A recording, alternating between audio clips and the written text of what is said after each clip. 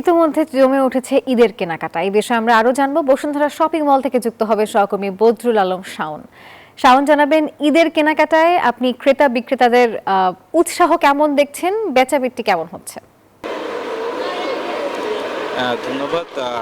ঈদ যতই ঘনিয়ে আসছে, রাজধানীর যেসব শপিং মলগুলো রয়েছে সব শপিং মলগুলোতে কিন্তু মানুষের ভিড়ও বাড়ছে। আমরা দেখছি যে বিগত দিনগুলোর তুলনায় আজকে কিন্তু তুলনামূলক আমরা ভিড় বেশি দেখতে পেয়েছি বসুন্ধরা শপিং মলে। বিশেষ করে আজকে ছুটির দিন হওয়ায় ভিড়টা আরও বেশি।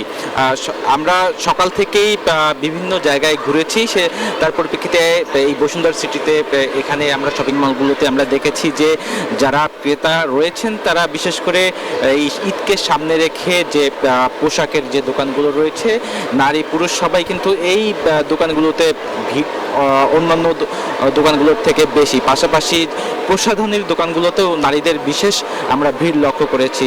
তবে যারা ক্রেতা রয়েছেন তাদের বেশ কয়েকজনের সাথে আমরা কথা বলেছি। তারা যেটি বলছেন যে এখানে দাম তুলনামূলক বেশি রাখার কারণে চাহিদা মতো তারা হয়তো যে পছন্দসই জিনিস সব ক্ষেত্রে তারা কিনতে পারছে না, এই বিষয়ে তারা একটি আক্ষেপ করেছে।